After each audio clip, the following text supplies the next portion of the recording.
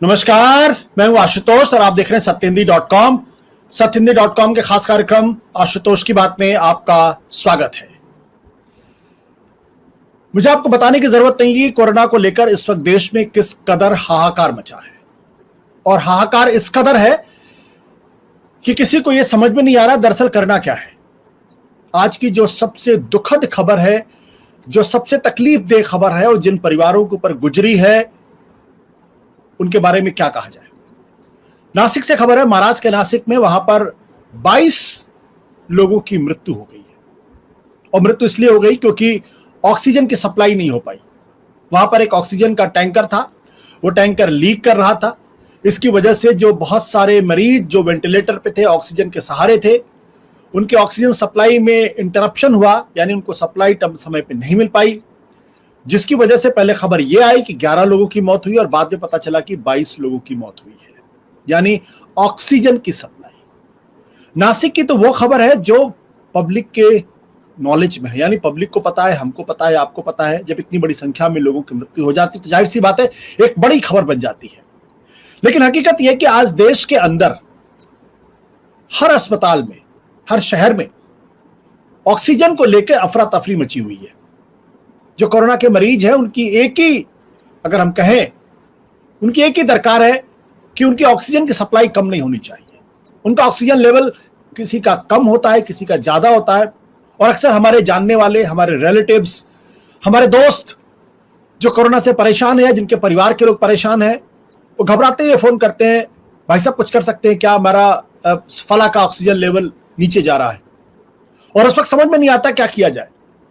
आप किसी को फोन करते हैं, किसी मंत्री को फोन करते हैं, किसी संतरी को फोन करते हैं, किसी एमएलए को फोन करते हैं, किसी बड़े आदमी को फोन करते हैं, कोशिश करते हैं कि कभी उनको ऑक्सीजन की सप्लाई समय पे मिल जाए या उनको हॉस्पिटल में उनको एडमिट किया जा सके। कभी आप कामयाब होते हैं, कभी कामयाब नहीं होते हैं, लेकिन ऑक्सीजन ने एक तरीके से हाहाकार मचा रखा है। देश के प्रधानमंत्री, उन्होंने राष्ट्र के नाम संबोधन किया, और संबोधन में पहली बात जो उन्होंने की कि ऑक्सीजन की सप्लाई पर जोर दिया जा रहा है, इस पर हम किसी तरीके से को तकलीफ ना हो, इस दिशा में हम कोशिश कर रहे हैं। लेकिन जो आंकड़े इस वक्त हमारे पास है, हकीकत यह है कि आपको और हमको ये लग सकता है, अगर आप थोड़ा सा रिसर्च ना करें, कि दरअसल इस देश के अंदर ऑक्सीजन की कमी है। और हकीकत यह है, जब आपको यह पता चले कि ऑक्सीजन की इस देश के अंदर कोई कमी नहीं है, बल्कि यह कहा जाए कि ऑक्सीजन सरप्लस है, वैसी स्थिति में लोगों को तकलीफ क्यों हो रही है, यह एक बड़ा सवाल है। सबसे पहले मैं आपको जानकारी दे दूं कि इस देश के अंदर कुल स्टॉक अगर हम ध्यान से देखें तो जो इंडस्ट्रियल रिक्वायरमेंट है या जो मेडिकल रिक्वायरमेंट है, उसके हिसाब से 50,000 मीट्रिक टन का स्टॉक है। जो प्रतिदिन ऑक्सीजन उत्पादन करने की देश की क्षमता है वो 7,000 मीट्रिक टन की है, और खपत प्रतिदिन अगर इंडस्ट्रियल और मेडिकल अगर दोनों को मिला ले तो तकरीबन 3,000 मीट्रिक टन की प्रतिदिन की खपत एक औसत निकलता है। जब कोरोना का हाहाकार बचा पिछले साल, जब पहली बार कोरोना का अटैक हुआ, तो उस वक्त पहली बार जो मेडिकल पॉइंट ऑफ व्यू से, जो मेडिसिन के पॉइंट ऑफ व्यू से जो ऑक्सीजन की खपत उस वक्त तक 700 के आसपास मीट्रिक टन पर डे के हिसाब से थी। लेकिन ये कोरोना के समय पिछले साल 2,800 ऑन एन एवरेज पहुंच गई थी उसकी रिक्वायरमेंट। आज की तारीख में इस साल कोरोना की रिक्वायरमेंट 700 से बढ़कर 5,000 मीट्रिक टन तक पहुंच गई है। यानी अभी भी जितना डेली का हमारा प्रोडक्शन है देश के अंदर 7,000 मीट्रिक टन, उससे कम की रिक्वायरमेंट है, और उसके बावजूद लोगों को ऑक्सीजन नहीं मिल पा रहा, लोगों की जानें जा रही हैं। क्या कारण है? बहुत सीधा सा कारण है कि दरअसल पिछले 7-8 सालों में देश की सरकारों ने कोई काम किया ही नहीं ऑक्सीजन को लेकर। और यह मैं पूरी जिम्मेदारी के साथ कहता हूं, भले ही देश के प्रधानमंत्री अपने राष्ट्र के नाम संबोधन में करें कि ऑक्सीजन को लेकर हम पूरी कोशिश कर रहे हैं, लेकिन हकीकत यह है कि 2 जानकारी आपको देना चाहूंगा, उसके बाद मैं अपने मेहमानों के पास बातचीत के लिए जाऊंगा। एक, इस देश के अंदर 162 ऑक्सीजन के प्लांट्स बनने थे, 8 महीने लग गए, सिर्फ 8 महीने ये टेंडर देने में कि किसको दिया जाए। 8 महीने आप सोचिए, इस दौरान कोरोना था, लोगों को ऑक्सीजन की जरूरत थी, फिर भी 8 महीने लग गए। ये सरकार की केयरलेसनेस है। सिर्फ 32 ऑपरेशनल प्लांट बन पाए, बाकी के बारे में कहा जा रहा है कि आने वाले 3-4 महीनों के अंदर बन जाएंगे। तब तक कितने लोगों की मौत होगी, नहीं मौत होगी, कुछ नहीं कहा जा सकता। जब कोरोना की रिक्वायरमेंट इतनी ज्यादा थी, जब ऑक्सीजन की, तब 9,000 से अधिक मीट्रिक टन का एक्सपोर्ट किया गया है, जो पिछले साल की तुलना में 100% ज्यादा। पिछले साल 4,500 मीट्रिक टन का एक्सपोर्ट किया गया था, इस 9,000। सवाल यह कि जब ऑक्सीजन की जरूरत है, हर आदमी को मालूम था, फिर एक्सपोर्ट क्यों किया गया? इन्हीं चीजों में करेंगे चर्चा। क्या देश के प्रधानमंत्री नरेंद्र मोदी जी अपनी जिम्मेदारी से बच सकते हैं? क्या केंद्र की सरकार बच सकती है? क्या सिर्फ विपक्ष को दोष देने से काम चल जाएगा? क्या विपक्ष की सरकारों को दोष देने से काम चलेगा? यह सही है कि विपक्ष की सरकारें भी जिस तरीके से काम करना चाहिए उस तरीके से काम नहीं करी। इन्हीं मसलों में करेंगे चर्चा। और हमारे साथ इस वक्त देश के कुछ बड़े विद्वान पत्रकार इस वक्त हमारे साथ मौजूद हैं। एनके सिंह साहब, जो जिनका बहुत लंबा अनुभव है और कोरोना पर उनकी बहुत बड़ी स्टडी है। वो एक जमाने में ब्रॉडकास्ट एडिटर एसोसिएशन के लंबे समय तक महासचिव भी रहे। हमारे साथ शरद गुप्ता जी हैं, जो अमर उजाला के साथ जुड़े हुए हैं, उनका भी बड़ा लंबा अनुभव है। हमारे साथ अशोक वानखेड़े हैं। हमारे साथ तुलसीदास भोइटे हैं, सीधे महाराष्ट्र से, मुंबई से इस वक्त हमारे साथ। मैं एनके सिंह के पास जाऊंगा, लेकिन उसके पहले मैं चाहता हूं कि हमारे दर्शक ये जान ले कि दरअसल नासिक में घटना हुई क्या है और क्यों ऑक्सीजन को लेकर इतना हाहाकार बचा हुआ है। तुलसीदास जी, हमारे दर्शकों को बताइए कि यह घटना क्यों हुई, कैसे हुई, किस लिए हुई और इसका कारण क्या है, और क्या वाकई में ऑक्सीजन की कमी है महाराष्ट्र के अंदर? आपको अपने को अनम्यूट करना पड़ेगा तुलसीदास जी। तुलसीदास, आपको अपने को अनम्यूट करना पड़ेगा।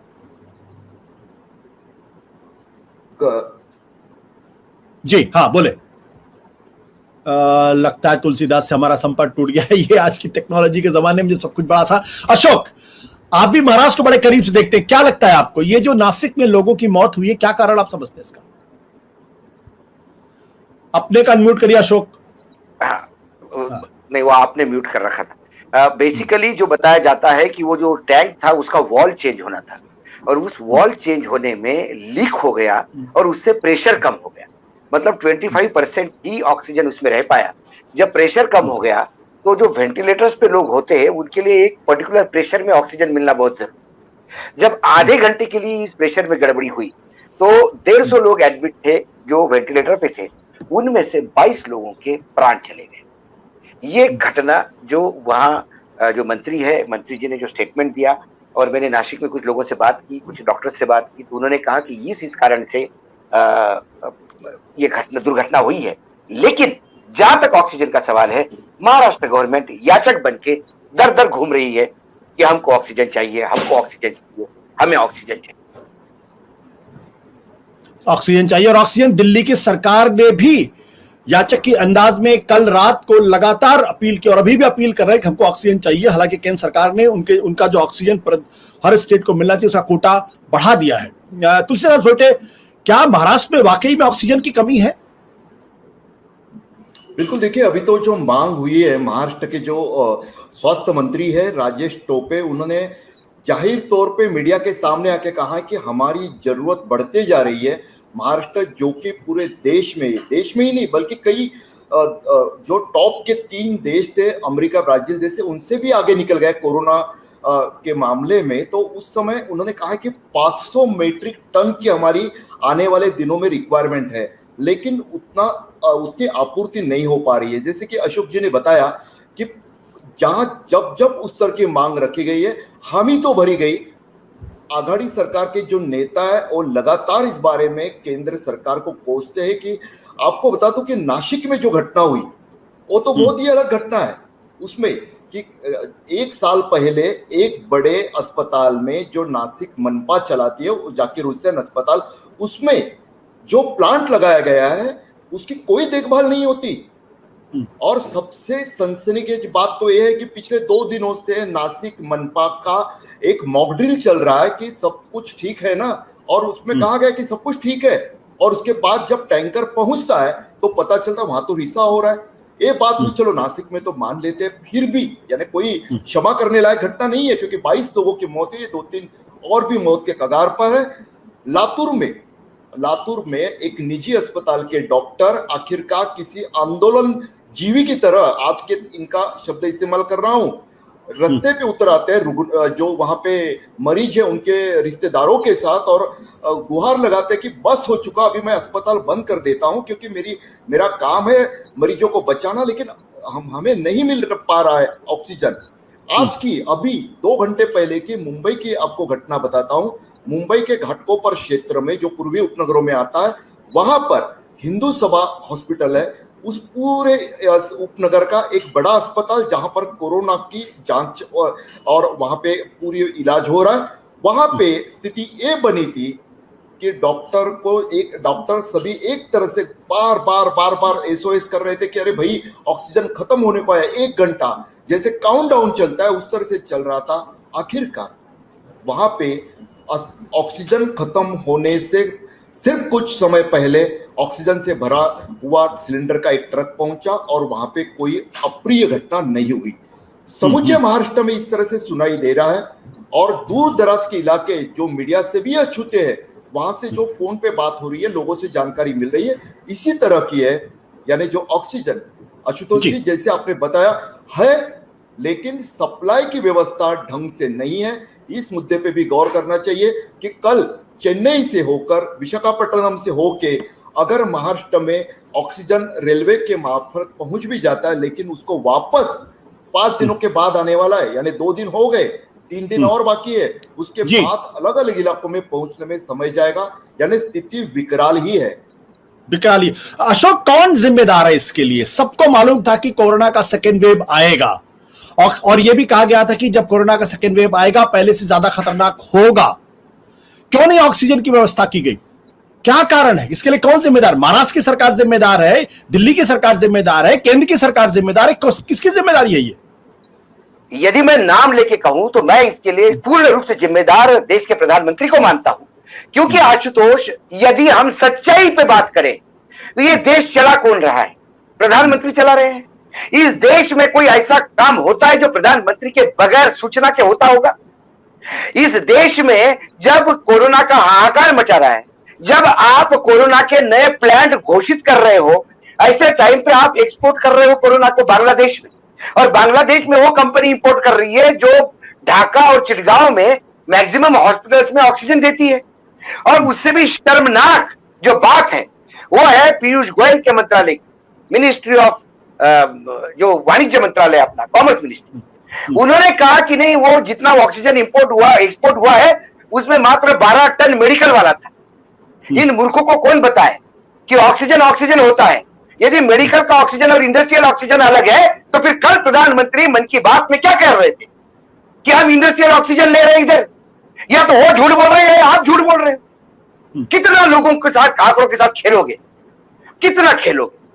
ऑक्सीजन के प्लांट आपसे खड़े नहीं होते। जो ऑक्सीजन के प्लांट है वो कई बंद पड़े हुए हैं, उसका मेंटेनेंस नहीं है, क्योंकि आपको तो यथार्थ के धरातल पे कुछ दिखना ही नहीं है। आपको तो 4 मूर्खों के बीच में बैठकर अपने आप को महिमा मंडित करना है और इस देश को एक ऐसी दिशा में लेके जा रहे हैं कि देश आज त्राही त्राही कर रहा है। आज रामनवमी है, आज राम का जन्मदिन है, जन्मोत्सव मनता है। पूरा भारत जो राम को मानता है वो आज पूरा भारत हर्ष उत्सव के साथ ये रामनवमी मनाते हैं। आज किसके घर में रामनवमी हर्ष उत्सव के साथ मनाई गई? क्या अयोध्या भी मनी होगी? जिस हिसाब से लाशें दिख रही है प्रयागराज में, जिस हिसाब से लाशें दिख रही है बनारस में प्रधानमंत्री के होम कॉन्स्टिट्यूंसी में, जिस तरफ से मुख्यमंत्री के कॉन्स्टिट्यूंसी में गोरखपुर में, जिस तरह से कानपुर में इंडस्ट्रियल राजधानी है इंडस्ट्री यूपी की, और यूपी की राजधानी लखनऊ में जिस तरह से माहौल है, आपको लगता है वहां पे रामनवमी मनी होगी? पूर्ण रूप से। कल वो कह रहे थे कि मैं ऑक्सीजन का धैर्य रखूं। धैर्य किस बात का रखे आशुतोष? घर में पिता की मृत्यु धैर्य रखो, बेटे की मृत्यु धैर्य रखो, मां की मृत्यु धैर्य रखो, और जब स्वयं तुम्हारी मृत्यु होगी तो फिर तुम किस काम की? किस बात का धैर्य? बाल मित्रों को कह रहे हो आप सोशल डिस्टेंसिंग करो। कल का भाषण इतना हास्यास्पद था, मैं माफी चाहता हूं, ये मेरे शब्द है, बहुत कड़वे होंगे, लेकिन ये हास्यास्पद था। आप कह रहे हो कि सोशल डिस्टेंसिंग करो, आप कह रहे हो कि बाल मित्रों मेरे घर वालों को बाहर मत जाने दो। किसी बाल मित्र ने उठ के पूछा कि साहब चुनाव में क्या कर रहे हो, साहब कुंभ में क्या हो रहा था?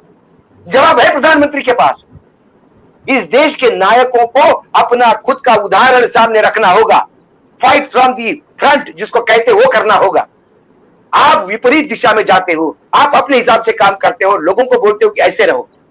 आज ऑक्सीजन जैसे आपने फिगर बताया, यदि इतना अच्छा प्रोडक्शन है और इतनी डिमांड होने के बाद भी हम सरप्लस है, तो फिर आज लोग ऑक्सीजन से मर क्यों रहे? आशुतोष, इस प्रोग्राम में बैठने के 1 मिनट पहले मैंने किसी को गुहार लगाई है, प्रीत विहार में किसी को ऑक्सीजन चाहिए। गुजरात अहमदाबाद से मुझे फोन आया, एक प्रीत विहार में मेरे बहुत नजदीकी रिलेटिव है, प्लीज बचा लीजिए, ऑक्सीजन की व्यवस्था करिए।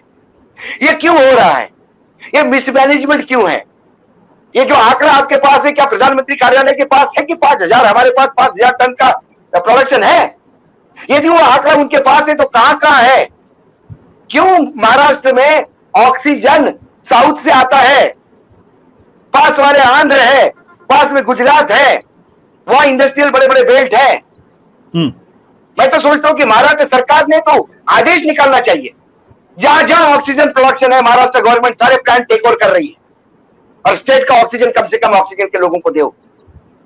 ये इलीगल हो लगता है कि ये तानाशाही है, इमरजेंसी है, लेकिन ये तानाशाही जरूरी है। ये तानाशाही इसलिए जरूरी है कि आप वो ऑक्सीजन घर पे रखने के लिए नहीं रखते हो, वो ऑक्सीजन आप इसलिए कर रहे हो कि ऑक्सीजन के जनता को देके आपको जाने बचानी है। बिल्कुल। ऑक्सीजन इस वक्त बहुत ज्यादा। शरद जी, ये जो सबको मालूम था कि कोरोना आएगा, सेकेंड वेव आएगी, ऑक्सीजन की व्यवस्था क्यों नहीं की गई? कहां पे प्रॉब्लम है?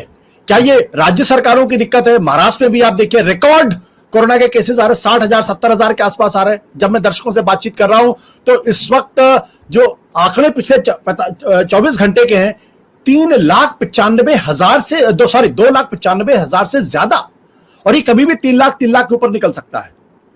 इतनी बड़ी संख्या में कोरोना आ रहा है, क्या इसकी उम्मीद किसी को नहीं थी? क्या इस बारे में किसी ने संभावना नहीं व्यक्त की थी? क्या इसके लिए कोई तैयारी नहीं थी? क्या राज्य सरकारें जिम्मेदार है या केंद्र सरकार जिम्मेदार है? देखिए, कई चीजें हैं। जितनी जो आपने पूछा है उसके एक सेंटेंस में जवाब नहीं हो सकता, क्योंकि कई चरणों में है। पहले चरण ये है कि पूरे दुनिया में अलग अलग देश तीसरे और चौथे फेज पे थर्ड और फोर्थ वेव देख रहे हैं। तो भारत में अभी पहली वेव खत्म हुई थी और हमने नवंबर दिसंबर में बड़े जोर शोर से ऐलान कर दिया कि साहब हमने कोरोना को हरा दिया है। तो पूरा भारत एक तरीके से बहुत आरामदेह स्थिति में आ गया कि साहब जब कोरोना हार गया है तो अब तो नॉर्मल लाइफ हो सकती है। तो खाना पीना, बाहर जाना, सारी चीजें नॉर्मलाइज हो गई और लापरवाही होने लग गई। लेकिन सरकार तो लापरवाह नहीं हो सकती थी। सरकार के पास सीरो सर्वे की रिपोर्ट्स थी, जिसमें था कि साहब दूसरी लहर आएगी और दूसरी लहर पहली लहर से कई गुना भीषण होगी।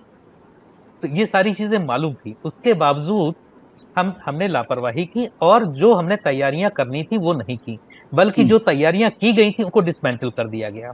जो आर्मी अब अस्पताल बना रही है दिल्ली में, लखनऊ में, ये अस्पताल पहले बने हुए थे लेकिन उनको डिसमेंटल कर दिया गया। टेम्पररी टेंटेड सिटी टाइप की बनाई हुई थी, उनको सबको डिसमेंटल कर दिया गया। अलग अलग राज्य सरकारों ने एडहॉक नियुक्तियां की थी डॉक्टरों की, पैरामेडिकल स्टाफ की, उनको सबको हटा दिया गया। हालांकि सबको प्रॉमिस किया गया था कि हम आपको रेगुलर सर्विस में ले लेंगे, लेकिन एडहॉक जिनको लिया गया था सर्विस में, उन सबकी सर्विसेज समाप्त कर दी गई कि नहीं आपकी जरूरत नहीं है, अब आप जाइए। अब जब दोबारा आ रहा है तो एकदम से जरूरत पड़ रही है। यही चीज ऑक्सीजन के साथ है। ऑक्सीजन की सप्लाई पहली बार कम पड़ी थी, लेकिन जब दूसरी लहर इतनी भीषण आई तो हमें उस हिसाब से तैयार रहना चाहिए था। लेकिन हमारी ऑक्सीजन की तैयारी और जो इस बार ऑक्सीजन की डिमांड है वो पहली लहर के मुकाबले कहीं भीषण है। जो वेंटिलेटर पे, डॉक्टर्स का कहना है कि वेंटिलेटर पे 15 से 20 मिनट में एक सिलेंडर खत्म हो रहा है। एक दूसरी चीज, जो सिलेंडर्स भर के भी आ रहे हैं उसमें भी डॉक्टर्स का कहना है कि साहब वो 100% फिलिंग नहीं कर रहे हैं। जो भर के भी आ रहे हैं उसमें आधे अधूरे भर के आ रहे हैं। तीसरी चीज कि इतनी तेजी से जब सिलेंडर भरते हैं, खाली होते हैं, तो उनको भरने के लिए दोबारा प्लांट पे भेजा जाता है। और प्लांट कोई भी ऑक्सीजन प्लांट शहर के बीच में नहीं होता, शहर के बाहर होता है। तो जब एक ट्रक खाली सिलेंडर लेके जाता है, वहां भरवाता है और लेके आता है, तब तक यहाँ पे फिर क्राइसिस हो जाती है। लेकिन अब क्राइसिस उससे भी कहीं बड़ी है कि जो हमारी डिमांड है, सप्लाई उसको कहीं फॉल्टर कर रही है। जैसे कल दिल्ली के मुख्यमंत्री ने, कई अलग अलग 10 राज्यों के मुख्यमंत्रियों ने अपनी अपनी डिमांड रखी कि साहब हमारे यहाँ इस अस्पताल में 4 घंटे की ऑक्सीजन बची है, यहाँ 6 घंटे की बची, यहाँ 12 घंटे की बची, यहाँ 48 घंटे की बची। तो पूरी उन्होंने अपनी एक डिमांड रखी और सब अब हमें नहीं मिली तो लोग पेशेंट्स की डेथ होने लगेगी। दिल्ली में अभी तक 350 378 मीट्रिक टन आज उन्होंने सैंक्शन किया है, जबकि मुख्यमंत्री की डिमांड 700 मीट्रिक टन की है।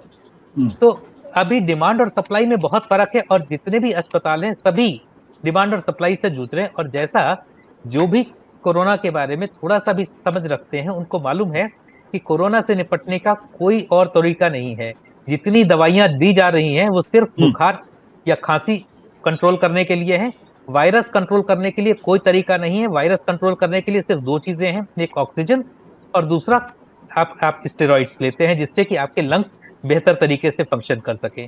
तो ऑक्सीजन ही आपको, और जो डेथ हो रही है वो सिर्फ एक ही वजह से डेथ हो रही है कि आपकी ऑक्सीजन कम है या कहीं कहीं पे आपके शरीर में थक्के बनने लगते हैं। बस 2 ही वजह हैं। कोरोना में डेथ की तीसरी कारण से नहीं हो रही। तो अगर हमें ऑक्सीजन नहीं मिलेगी तो आदमी वैसे ही मर जाएगा। तो ये स्थितियां हैं कि चूंकि हमने तैयारी नहीं की थी, जो हमें समय मिला था, तो इसलिए ये स्थितियां हो रही हैं। एनके सिंह साहब, हमारे देश के बारे में कहा जाता है हमारी जो साइंटिफिक कम्युनिटी है बहुत स्ट्रांग है। जब वैक्सीन बना तो हमने कहा देखिए हम दुनिया के कितने बड़े देश हैं, यहाँ पे साइंटिस्टों ने बाकी देशों की तुलना में ज्यादा तेजी के साथ 2 वैक्सीन बना दिए, हम बहुत आगे हैं। बार बार हम महिमा मंडन अपना करते हैं। इतनी सी बात हमारी समझ में नहीं आई सरकार को कि ऑक्सीजन का की सप्लाई, ऑक्सीजन का डिस्ट्रीब्यूशन हमको समय से पहले कर लेना चाहिए था। आशुतोष जी, कभी अगर मछली मारने का खेल देखा हो आपने, मछली मारी जाती है जब मछली पानी से निकलती है, वो बंसी से कांटा फंसा होता है तो वो गैस करती है हवा के लिए, ऑक्सीजन के लिए, और वो तड़पती है। कभी आप कोरोना के मरीज को देखे जब वो ऑक्सीजन डिमांड उसकी काफी बढ़ रही हो, जब 70 पे पहुंच गया हो उसका सैचुरेशन लेवल, लगभग उसी तरह मछली की तरह तड़पता है। तो आज ऑक्सीजन ना होने से जो तड़प है, जिस मौत से वो मर रहा है, बहुत बीमारियां होती है, लेकिन ये जो मौत है किसी भी सभ्य समाज के लिए शायद इतना बड़ा धब्बा कोई और नहीं। और ऑक्सीजन मैन्युफैक्चरिंग का अगर प्रोसेस देखे तो ये हवा से लिया जाता है। इंडस्ट्रियल को मेडिकल में कन्वर्ट करने में कुछ भी नहीं लगता है, सिर्फ प्यूरिफिकेशन का है। मतलब ये कोई भी स्ट्रॉन्ग गवर्नमेंट हो तो इसके लिए मेरे ख्याल से ये एक 15 मिनट का काम है उस इंडस्ट्री के। सिर्फ आपको दबाव डालना है। जो महामारी एक्ट जो है आपका डिजास्टर मैनेजमेंट एक्ट, उसके सेक्शन 18 में स्टेट के पास भी पावर है और general power, overriding power central government के पास। तो इसको करने के लिए जो बिल पावर चाहिए उसमें कोई दिक्कत नहीं है। कुल मिला के जो अभी तक की चर्चा हुई उसमें आया कि एक मुगालते में थे आपने तैयारी नहीं की। हम आपके व्यूअर्स को बताना चाहते हैं इसका असली राज क्या था। ये जो आत्ममुग्धता थी आई कहां से? हुआ ये कि जब पीक हमारा केस लोड 70 लाख हो गया वे बैक इन अक्टूबर, तो भारत सरकार ने एक कमेटी बनाई, एक हाई पावर्ड कमेटी थी जिसमें IIT के साइंटिस्ट थे, इंडियन साइंस इंस्टीट्यूट के, इंस्टीट्यूट ऑफ साइंसेस के थे बेंगलोर के, और इंडियन स्टैटिस्टिकल इंस्टीट्यूट के थे। उन्होंने एक सूत्र नाम से मैथमेटिकल मॉडल तैयार किया जिसको सुपर मॉडल था। और उस सुपर मॉडल में उन्होंने बताया कि साहब ऐसा है कि for each lab confirmed case, जो लैब में हमारे केस है उसके एवज में 65 से 70% एसिम्प्टोमेटिक अनकन्फर्म्ड केसेस देश में है। मतलब कि उनका जो रिपोर्ट उन्होंने दिया अक्टूबर एंड में, उसमें ये कहा गया कि करीब 50 करोड़ लोग ऑलरेडी कोरोना से इन्फेक्टेड हो चुके हैं। और इस मॉडल को जब आगे उन्होंने प्रोजेक्शन किया तो उन्होंने कहा फरवरी में ये पूरी तरह मोदी जी खत्म होने जा रहा है। अच्छा। जबकि ICMR का अपना जो असेसमेंट था वो एकदम इसके उल्टा था। ICMR ने जो मॉडल तैयार किया उसमें उन्होंने माना कि नहीं साहब 25 से 30% लोग for every tested confirmed lab cases, for every case करीब 25 से 30 लोग हैं जो कि, लेकिन ये जो मोदी जी की टीम थी इसने कहा कि नहीं साहब 65% है, और उन्होंने जो सोशल वेरिएबल्स है, जो सप्रेस वो होता है कि नीचे का तबका है बताता नहीं, खांसी करता रहता है, इसको उन्होंने फैक्टर इन किया और 60 से 65 मान के 50 करोड़ अक्टूबर में डिक्लेयर कर दिया, जो उनकी रिपोर्ट। जी लिहाजा प्रोजेक्शन से उन्होंने कहा कि फरवरी में ये पूरी तरह से हर्ड इम्यूनिटी आ जाएगी और आपके यहाँ खत्म हो गया लगभग, आप बिल्कुल बल्ले बल्ले है आपकी, मस्त रहे आप। मोदी जी को इससे बढ़िया तो कोई खबर चाहिए नहीं थी। वो एक आत्ममुक्ता में उन्होंने बताया कि ये दुनिया वाले कितने नालायक है, देखो भारत किस तरह बच गया है। और इसी आत्ममुक्ता में उन्होंने, आज आप सोचिए, आपने तो अभी तक इस डिस्कशन में सिर्फ ऑक्सीजन डील किया है, आपके पास बेड्स नहीं है, आपके पास दवाएं नहीं है, आपके पास हॉस्पिटल स्टाफ नहीं है, और बाकी छोड़िए आपके पास वैक्सीन नहीं है, जिसका दम भरते थे जब आपने आज ही के दिन 1 साल पहले राष्ट्र को संबोधित किया था। आज या 1 दिन पहले की बात है, 1 महीने पहले हाँ, तो आपने जब संबोधित किया था तो आपने बड़े दावे से कहा था और कोट किया था, साहब ये यूरोप के जो बड़े बड़े धन संपन्न देश है, ये है देखिए कैसे फंस गए हैं, मेरे यहाँ ये कोई फंसा होता नहीं है, मैं निकल जाऊंगा। आज एकदम उल्टा हो गया है। वजह क्या थी? जब आप आत्ममुक्ता में ये मान के चले कि हम तो निकल गए इससे, और फरवरी तो बिल्कुल फाइनल है, फरवरी में तो फाइनल होने जा रहा है, और सच बात है कि फरवरी का लास्ट का केस जो था वो 9,000 का हो गया था। लेकिन मैथमेटिकल मॉडल ने ये नहीं देखा कि स्ट्रेन चेंज होते हैं, जो कि दिसंबर में रिपोर्ट हो चुके थे। आपको फिर से करवाना चाहिए था कि नए स्ट्रेन का नतीजा क्या हुआ कि आपका साउथ अफ्रीका का स्ट्रेन, जो ब्राजील का स्ट्रेन और इंग्लैंड का स्ट्रेन, ये तीनों स्ट्रेन भारत में आ गए, और उसमें से पहली बार वैक्सीन के हिस्ट्री में, वायरोलॉजी के हिस्ट्री में और माइक्रोबायोलॉजी के हिस्ट्री में एक पहला साइंस का एक उद्घाटन हुआ कि नहीं, सेम ब्लड स्ट्रीम में, सेम सेल में डबल म्यूटेंट हो सकते हैं, and that was known as B161,671। आप जरा सोचिए, ये नया वेरिएंट भारत में आ गया, आप गफलत में रहे। नतीजा ये हुआ कि आपने 24 मार्च को भारत में जो टीके लगे वो 52 लाख लगे, एक्सपोर्ट जो हुए टीके वो 52 मिलियन, 5 करोड़ 20 लाख, 52 मिलियन टीके लगे, जबकि आपने जो एक्सपोर्ट किया टोटल वो 6 करोड़ था, 60 मिलियन का था। आप गफलत में मार्च 24 तक रहे, और ये आत्ममुक्ता तो थी आपके लोगों ने नहीं बताया कि नहीं खतरा क्या, डबल म्यूटेंट का खतरा क्या है। नतीजा ये हुआ एक आपराधिक तरीके से आप उम्मीदेपन में बैठे रहे, और ये नतीजा आज ये है कि अभी तो ये कुछ नहीं है। अभी ये माना जा रहा है कि जो प्रोजेक्शन है इसकी सीवियरिटी और ज्यादा बढ़ने जा रही, क्योंकि ये रेस्पिरेटरी वो है, ये जो इसको कहते हैं पैथोजन जो होता है, ये वायरस जो है, ये पैथोजन रेस्पिरेटरी चैनल से आता है। लिहाजा पहला अटैक वो आपके रेस्पिरेटरी सिस्टम पे कर रहा है, और जब वहां कर रहा है तो मछली की तड़प जो होती है उस तरह ये कोरोना मरीज तड़प रहा है। लिहाजा आपको जब मैथमेटिकल मॉडल ने कहा था उस समय आप आईसीएमआर के भरोसे हो जाते, आईसीएमआर से पूछ लेते, आप वो भी छोड़ दीजिए, आप एक काउंटर चेक कराते, सूत्र जो मैथमेटिकल मॉडल उसके अलावा एक काउंटर चेक कराते, और तब आप समझते कि ये हुआ क्या है और आगे क्या होने जा। फिर दिसंबर में जब दुनिया जूझ रही थी तो आपके समझ में नहीं आया कि भारत इससे इम्यून नहीं हुआ। उस समय तो आपको लगा नहीं भारत को, ये भारत माता का देश है, इसमें क्या दिक्कत है, आप किस मुगालते में रह गए। नतीजा ये हुआ कि सारी सप्लाई दुनिया के किसी देश में इस तरह से एवरी अवेलेबल वेरिएबल जो आपके चिकित्सा का है, सेवा का, वो सारा आपका टूट चुका है। मुझे नहीं लगता है कि अभी आप रिस्टोर कर पाएंगे।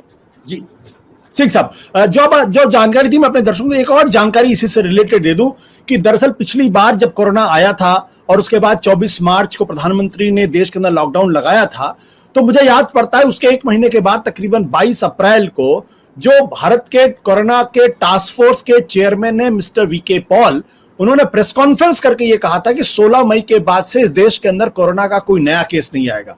ये बहुत महत्वपूर्ण जानकारी। 16 मई के बाद से देश के अंदर, 16 मई 2020 के बाद से देश में एक भी नया कोरोना का केस नहीं आएगा।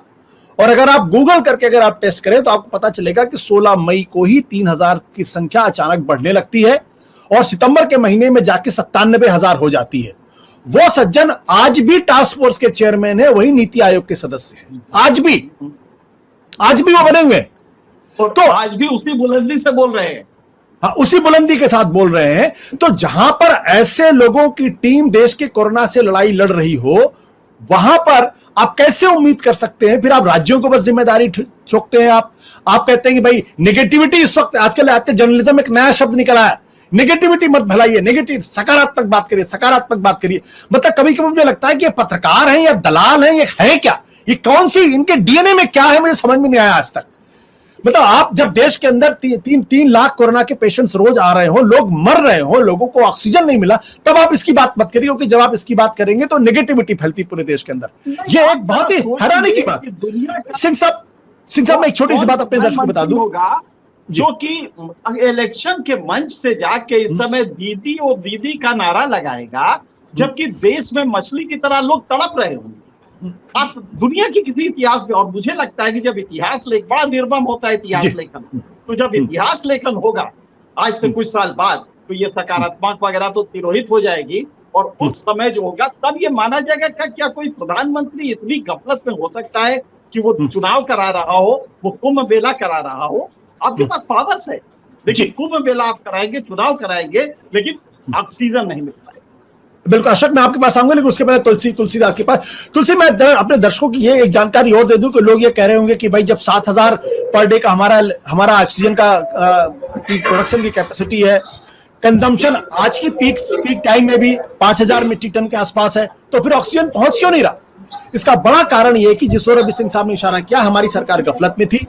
उसने ऑक्सीजन को डिस्ट्रीब्यूट करने का जो सिस्टम था उसके ऊपर कोई ध्यान नहीं दिया। खास तरीके के क्रायोजेनिक जो टैंकर्स होते हैं, जिनमें यह ऑक्सीजन एक जगह से दूसरी जगह सप्लाई की जाती है, क्योंकि आपने टैंकर्स की संख्या बढ़ाई नहीं, आपने टैंकर्स को डिस्ट्रीब्यूट करने के बारे में सोचा नहीं, इसलिए आज की तारीख में आपके पास ऑक्सीजन पड़ा हुआ है, लेकिन लोगों तक जब तक पहुंचता है तब तक लोगों की जान चली है। तो इसलिए आज आपको जोड़ना चाहते हैं। देखिए, अभी भी अगर बात करें, जैसे सिंह सर बता रहे थे, अभी कई मुद्दे ऐसे हैं कि ऑक्सीजन है भी। जैसे अगर बात करें महाराष्ट्र की, तो महाराष्ट्र ने इस बारे में, अगर हम मोदी जी की भाषा में बात करें, तो आत्मनिर्भर होने की भी कोशिश की है। यहाँ के जो थर्मल पावर स्टेशन है, वहां पे ऑक्सीजन का एक अलग काम के लिए जो प्रोडक्शन होता है, उसको भी इस्तेमाल करने की एक सलाह दी गई, तो उसको इस्तेमाल करने की कोशिश हुई। लेकिन जैसे कि हम जानते हैं कि वापस वहां पे रिफिलिंग का प्लांट तो है नहीं, तो उस पर एक अभी ऐसे एक सॉल्यूशन निकाला हुआ है कि उन्हीं थर्मल प्लांट के अंदर कोरोना सेंटर लगाया जाए, वहां पे वो ऑक्सीजन तुरंत वहां पे सप्लाई किया जाए।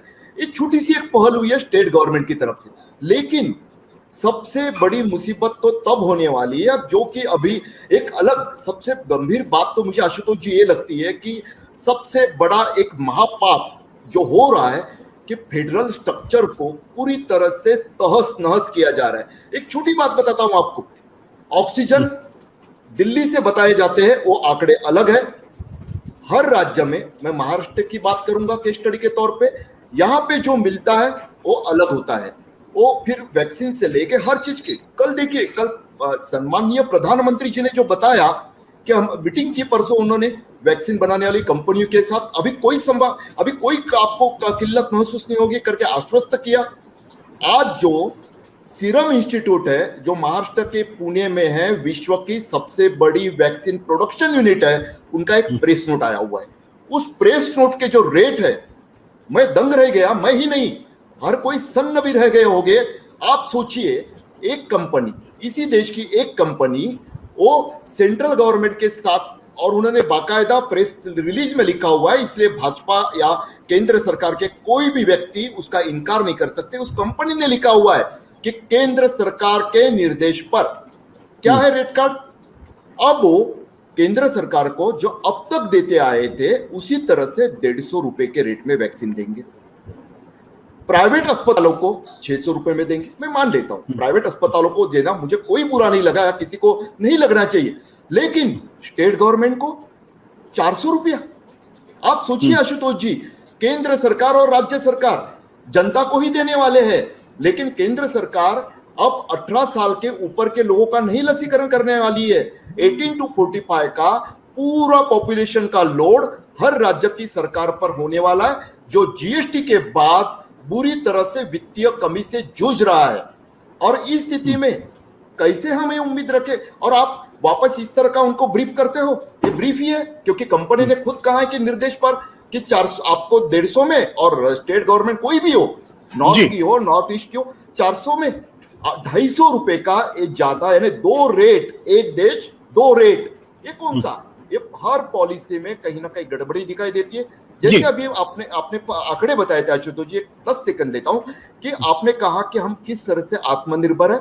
हमारे पास ऑक्सीजन के मामले में ज्यादा सरप्लस है, लेकिन राज्य के महाराष्ट्र के स्वास्थ्य मंत्री ने जो बताया कि उनको केंद्र सरकार की तरफ से आश्वस्त किया गया है कि 50,000 मीट्रिक टन का और हम लोग इंपोर्ट करने वाले हैं, और उस पर महाराष्ट्र के हिस्से में भी कुछ आएगा। ये सभी बातें जो है संभ्रमित करने वाली है, और मुझे लगता है पॉलिटिक्स ऑफ कंफ्यूजन आम लोगों को दिग्भ्रमित करने के लिए ठीक है, लेकिन कोरोना से जूझने के लिए जानलेवा से भी ज्यादा खतरनाक साबित होगा। अशोक, देखिए आशुतोष जी, आपने जो कहा 5,000, जैसा कि अभी हमारे मित्र कह रहे थे मुंबई से, बात सही है। सवाल सिर्फ ऑक्सीजन होने का नहीं, सवाल है ऑक्सीजन का ट्रांसपोर्टेशन, ऑक्सीजन के सिलेंडर्स। अभी नागपुर में गडकरी ने किसी को रिक्वेस्ट करके 1,000 सिलेंडर नागपुर मंगवाए हैं। सिलेंडर्स नहीं है, रिफिलिंग जो ट्रांसपोर्टेशन के टैंक वो भी नहीं है। नागपुर, भिलाई से नागपुर आना था, उन्होंने विशाखापट्टनम से टैंक मंगवाए, और विशाखापट्टनम से जो टैंकर्स आए वो भिलाई से ला रहे हैं। फिर उसके बाद उन्होंने कुछ डायरेक्ट जो भिलाई में व्यवस्था की कि वही सिलेंडर रिफिल हो, फिर 1,000 सिलेंडर वहां से लाए मुंबई से, और वो ट्रक से जाके रिफिल हो रहे हैं। ये लॉजिस्टिक का जो सवाल है, इसको कहीं ना कहीं किसी ने देखना चाहिए था। इसमें राज्य सरकारें और केंद्र सरकारें इक्वल जिम्मेदार हैं। लेकिन सवाल ये है कि राज्य सरकार आत्मनिर्भर ऑक्सीजन के बारे में होगी, पैसे के बारे में क्या है? आज महाराष्ट्र सरकार बैंकक्रप्ट है, सारी सरकारें बैंकक्रप्ट है। बीजेपी की सरकार तो बोल नहीं सकती क्योंकि केंद्र में बाप बैठे हुए हैं, लेकिन जो अपोजिशन के है वो बोलते हैं, तो उनको बोलते हैं आप राजनीति करते हो। सबके पैसे अटके हुए हैं। उसके बाद एक सवाल आपने ये पूछा कि जिस टास्क फोर्स के चेयरमैन ने प्रेस कॉन्फ्रेंस लेके किया वो आजकल क्यों है? मैंने सबसे पहले मेरे ओपनिंग रिमार्क में कहा था कि हमारे यहाँ एक प्रधानमंत्री ऐसे हैं, और उनको जिम्मेदार इसलिए माना था कि एक अशिक्षित आदमी को जब आप प्रधानमंत्री बनाओगे तो वो उसको महिमा मंडित करने वालों के, जो शुद्ध हिंदी में कहूं तो एक भाटों की फौज अपने पास रखती है, जो उसकी भाटगिरी करते हैं, जो उनको 24 घंटे महिमा मंडित करते हैं। वो जानते हैं कि हम प्रधानमंत्री को ये कहेंगे कि फरवरी में कोरोना खत्म हो जाएगा तो बहुत खुश होंगे, तो दूसरे को लगता है ये फरवरी में बोल रहा है, मैं जनवरी में ही बोल दूं तो मेरे से ज्यादा खुश होंगे। ये खुश करने के लिए उनको पता है कि जिनको खुश करना है वो ना समझे, उसको किसी बात की समझ नहीं। उन्हें यह भी पता नहीं होगा कि ऑक्सीजन जो ट्रांसपोर्ट होता है वो लिक्विड फॉर्म में होता है, क्योंकि उन्होंने जो डिग्री ली है वो ऐसे इंस्टीट्यूट से ली है जो है ही नहीं। और जो डिग्री का सब्जेक्ट आज तक कहां पढ़ाया जाता है वो विश्व में, सिंह साहब हमारे सबसे सीनियर और ज्यादा पढ़े लिखे हैं, आप भी जेएनयू से हो, आप भी बता नहीं सकते वो सब्जेक्ट क्या है। इसलिए मैं कहता हूं, और सवाल अशिक्षित और शिक्षा का नहीं है, सवाल एक प्रैक्टिकल नॉलेज का होता है, एक प्रैक्टिकलिटी का होता है। यदि आपके 2 ऑर्गेनाइजेशन अलग अलग डेट दे रहे हैं, जैसे कि सिंह साहब ने कहा 2 ऑर्गेनाइजेशन अलग अलग डाटा दे रहे हैं, तो उसको बैठ के आप कहीं तो डिस्कशन करेंगे कि आप अपने, क्योंकि आपको जल्दी ये घोषित करना था कि हम मुक्त हो गए, आपको जल्दी विदेशों में एक्सपोर्ट करके दिखाना था विश्व को कि मैं आपके मदद के लिए आ रहा हूं और मेरा देश भगवान के भरोसे छोड़ रहा हूं, और आज वही हो रहा है। इसलिए मैं बार बार कहता हूं कि हमारे यहां सब कुछ प्रधानमंत्री करते हैं, सब कुछ होता है करते हैं, तो फिर जब ऑक्सीजन की किल्लत होगी तो फिर राज्य सरकारों से ज्यादा उन पे ही लोड आएगा। बेड की किल्लत है, ऑक्सीजन की किल्लत है। ये जो पीएमआर, जो प्राइम मिनिस्टर रिलीफ फंड है पीएमआरवाई, उसका पैसा कहां है? अब क्यों नहीं पैसा बाहर आ रहा है उसका? उसके तहत जो खरीदे गए इक्विपमेंट थे वो किसी भी राज्य में काम नहीं कर रहे, चाहे मध्य प्रदेश हो चाहे राजस्थान हो, सब आधे अधूरे पड़े हुए हैं। क्या उसके परचेसिंग में भी घोटाला हुआ? आज मुझे किसी ने भोपाल में बताया कि जो हॉस्पिटल में सरकार को पैसा, सरकारी पैसा जा रहा है, उसमें भी 40% का कट हो रहा है। तो यहाँ तो जब भी आपदा आती है तो गिद्ध बन के लोग ढूंढते हैं।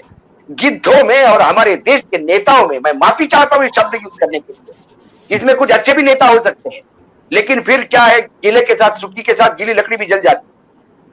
हमारे देश के नेता गिद्धों से कम नहीं है। जब जब आपदा आती है वो पैसे कमाने के लिए टिपते रहते हैं। महाराष्ट्र के मित्र बैठे हैं, महाराष्ट्र की बात बताता हूं। ठीक है। शिवसेना के, एनसीपी के नेता ब्लैक मार्केटिंग करते हुए पाए गए। एक जमाखोर को छुड़वाने के लिए मुख्यमंत्री, पूर्व मुख्यमंत्री जाके बैठते हैं। पूर्व मुख्यमंत्री का भतीजा इंजेक्शन लेता है, 45 के नीचे है।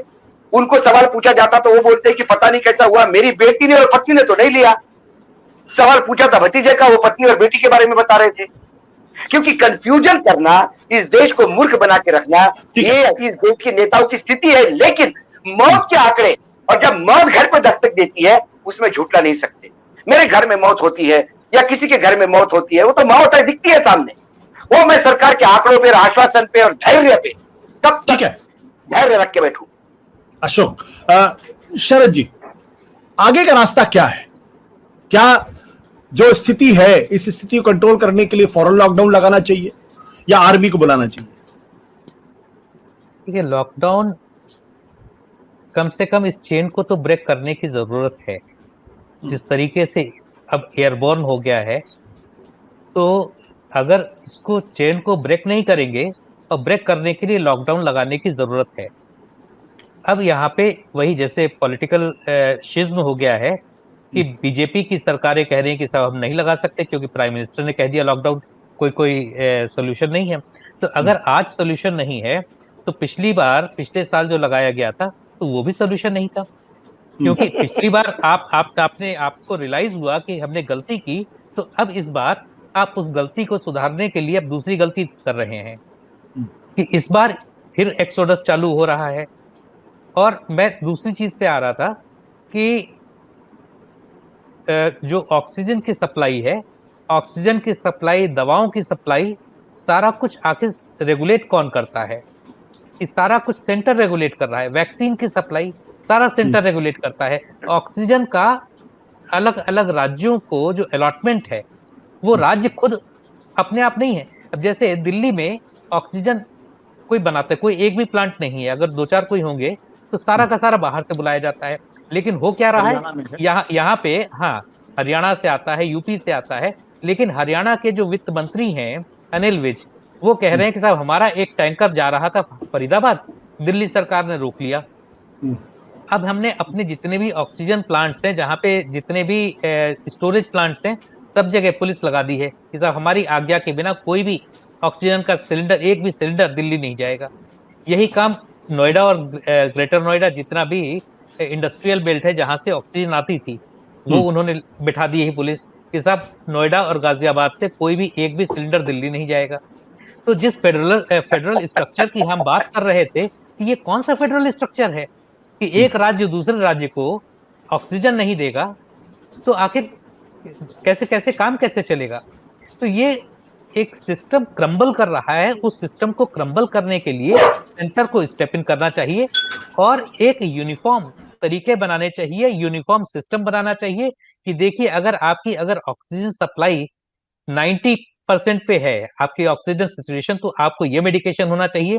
अगर वो 90 से घट के 85 पे आ गई तो ये मेडिकेशन होना चाहिए, ये मेजर्स होने चाहिए, और 85 से घटकर 80 पे आ गई तो ये होना चाहिए। लेकिन हमारे यहाँ किसी भी तरीके का कोई एक यूनिफॉर्म सिस्टम है नहीं। हमारे जो एम्स दिल्ली के डायरेक्टर हैं गुलेरिया साहब, डॉक्टर गुलेरिया, वो कहते रहे कि साहब रेमडेसिविर एक रामबाण दवा है, और जबकि सितंबर में ये WHO ने रिसर्च करके बता दिया था कि साहब रेमडेसिविर की कहीं कोई भूमिका नहीं है। लेकिन उनके कहने के मुताबिक पूरे देश में रेमडेसिविर की अभी भी ऐसी डिमांड चल रही कि ब्लैक मार्केटिंग हो रही है। कहीं 40,000 की मिल रही, 2,000 3,000 की दवा वो 50,000 की मिल रही, कहीं 80,000 में लोगों ने खरीदी है। तो जबकि, तो आखिर ये ऐसा, और एक और चीज बताता हूँ कि अब हमारे यहाँ एम्स दिल्ली को कोविड सेंटर में कन्वर्ट कर दिया गया है। वहां पे OPD बंद हो गया है, ऑपरेशंस बंद हो गए, सर्जरी बंद हो गई है।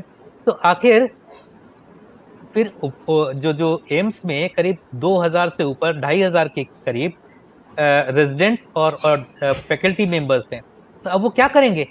कोविड सेंटर में वहां पे सिर्फ 300 लोगों के लिए जगह की गई है, तो 2500 डॉक्टर सिर्फ वो 300 मरीजों को देखेंगे, क्योंकि बाकी सारा तो आपने बंद कर दिया। तो ऐसा मिसमैनेजमेंट है जिसकी कोई मिसाल नहीं बनती।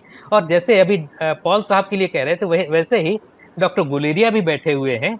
वो पिछले 1 साल से पूरे देश को दिशा बता रहे हैं कि क्या करना चाहिए, क्या नहीं करना चाहिए, और गलत दिशा बताने के बावजूद अपनी जगह पे बने हुए हैं और रोज पूरे देश को फिर से वही दिशा दिखा रहे हैं। और मुझे पूरा भरोसा है कि इस बार पद्म भूषण, पद्म विभूषण कुछ ना कुछ तो वो लेके जाएंगे ही जाएंगे।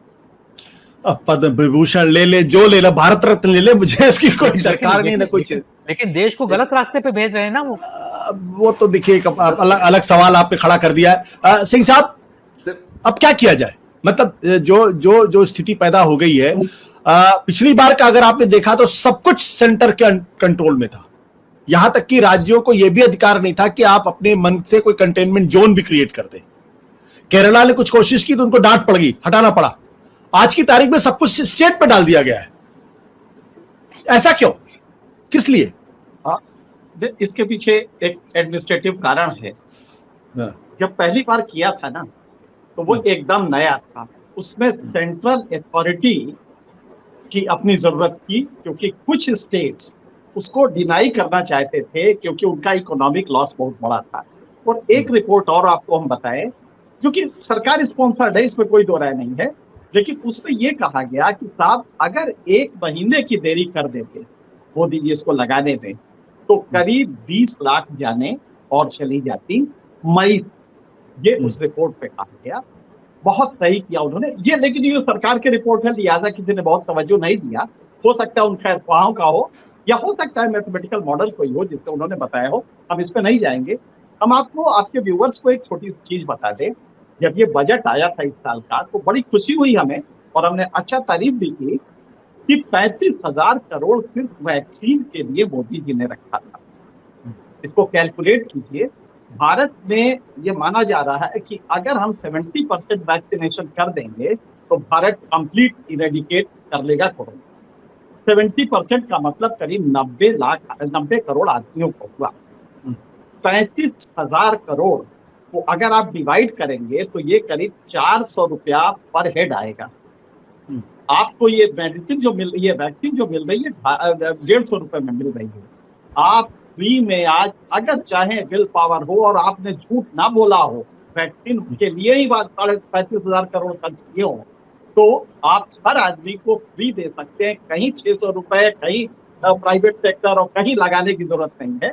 आपको विल पावर की जरूरत है, आप फ्री में देश को दे सकते हैं बड़े आराम से। अब आपका की गलती क्या हुई? चीख के पूनावाला ने कहा कि साहब सिर्फ कैपेसिटी ऑगमेंटेशन के लिए हमें सिर्फ 3,000 करोड़ रुपए चाहिए, हम इमीडिएटली कर देंगे। उस समय आपने कोई वो नहीं किया। उस समय आप मुद्दा आपकी, अरे काहे के लिए कैपेसिटी, तो दुनिया को दिशा दे रहे हैं वैक्सीन के मामले में, ये कह के आपने उसको डिले कर दिया। आपके पास डिजास्टर मैनेजमेंट एक्ट में ओवरराइडिंग पावर्स है कि आज सीबा, गायगी, वुड्स, सारे गुजरात के जितने भी फार्मास्यूटिकल इंडस्ट्री है उनका प्रोडक्शन रोके या मिनिमल करे, और फैसिलिटीज को इमीडिएटली पुणे वाले को दे दें कि इसको तुम बढ़ाओ। फिर अमेरिका से इसमें करीब 1700 रॉ मटेरियल लगते हैं जो एक वैक्सीन बनता है। बहुत सारे उसके प्लास्टिक के वो कंटेनर से लेके बहुत सारे लगते हैं, उसके लिए सप्लायर होते हैं। अमेरिका ने वो सप्लाई रोक दी है आपके वैक्सीन की। आपको क्या ये समझ में नहीं आता? कभी भी पुणे वाले के यहाँ आप गए थे ना, आप तो पुणे वाले क्या गए थे, हैदराबाद भी गए थे। अगर आपने पूछा होता क्या इंश्योर कर पाओगे कि 100 करोड़ तो भारत में लग जाए, टीका लगा। आज अगर इस रेट से इस समय 30 लाख वैक्सीन रोज लग रही हैं और लगभग इतना ही प्रोडक्शन है। अगर इस रेट से आप, बल्कि मैं 50 लाख भी मान लूं कि वैक्सीन का प्रोडक्शन हो जाएगा, दूना हो जाएगा, तो 1.5 साल में भारत को पूर्ण वैक्सीन मिल पाएगी। 90 करोड़ लोगों को 1.5 साल लगेंगे। आपको कैपेसिटी ऑगमेंटेशन करना था, क्या आपने उसके लिए तय किया? एक लॉकडाउन का, अभी शरद से आपकी बात हो रही थी। देखिए एक चीज हम आपको बता दें कि जैसे कभी वार कीजिए किसी दुश्मन पे, तो एक वार होता है जिससे कि वो थोड़ा टूटता है लेकिन सांसें चलती है, शायद फिर वो उठ के खड़ा हो जाए। अगर हमने लॉकडाउन दोबारा लगा दिया तो ये इकोनॉमी फिर भारत की उठने नहीं जा रही है। सड़कों पे भूख से तड़प के लोग मरेंगे। इसलिए लॉकडाउन तो सोल्यूशन नहीं है, इसमें मोदी जी बिल्कुल सही कह रहे हैं और एक अच्छी अपील की है कि पैनिक में आप लॉकडाउन ना करें, क्योंकि वो डिजास्टर्स होने जा रहा है। सेकेंड जो आपका आएगा, ये जो आपने इकोनॉमिक वो देखा था ना कि 23.9% है वो पहले क्वार्टर में, उसके बाद कुछ बढ़ गया, ये कुछ नहीं है। अगर आपने फिर से लॉकडाउन कर दिया तो ये जो सेकेंड मार पड़ेगी ये हमें खत्म कर देगी। लिहाजा लॉकडाउन सोल्यूशन नहीं है। हाँ, मैनेजमेंट जो आप कर रहे हैं उसमें आपको इस समय कम से कम वैक्सीन आई है और वैक्सीन आप ऑगमेंट कर सकते हैं अपना प्रोडक्ट। लिहाजा स्पुतनिक का कर लें, इन दोनों का कर लें, आपको कोई फॉरेन की जरूरत नहीं। आप ब्रिज टेस्ट अभी रहने दीजिए, लेकिन स्पुतनिक को ऐड करके और बाकी दोनों का अगर प्रोडक्शन ऑगमेंटेशन करके प्रॉपर डिस्ट्रीब्यूशन करा लें तो इस समय भी आप कोरोना कंट्रोल कर सकते हैं। बिल्कुल, मुझे लगता है बातचीत तो खैर बहुत लंबी हो सकती है, लेकिन इस बातचीत को यहीं पे खत्म करना पड़ेगा। हमारी अपनी मजबूरियां होती हैं। बहुत बहुत शुक्रिया आप लोगों का इस बातचीत में शामिल हुए। कि हमारा मकसद सिर्फ इतनी सी बात यह है कि हम कम से कम अपने सरकारों के बारे में एक कायदे से सोचें। सोचना इसलिए जरूरी है क्योंकि जो काम पिछले 8 महीनों के अंदर होना चाहिए उस दिशा में काम नहीं हुआ, और उसका नतीजा यह है कि आज लोगों की जान के ऊपर पड़ गई है। बड़े बड़े लोगों की हालत खराब है। बड़े बड़े लोगों के फोन करने के बाद भी ना किसी को बेड मिल रहा है, ना किसी को वेंटिलेटर मिल रहा है, और लाशों की तो हालत आप देख ही रहे हैं। इसलिए बहुत जरूरी है कि जब हम जिनको नेता के तौर पर चुनते हैं उनके बारे में हमारा असेसमेंट क्या है, और वो क्राइसिस मैनेजमेंट कर सकते हैं नहीं कर सकते हैं, या सिर्फ नेतागिरी करते हैं या चुनाव लड़ते हैं। इसलिए हमारा मकसद एक सच्चाई आपके सामने आनी चाहिए। नमस्कार, धन्यवाद, शुक्रिया।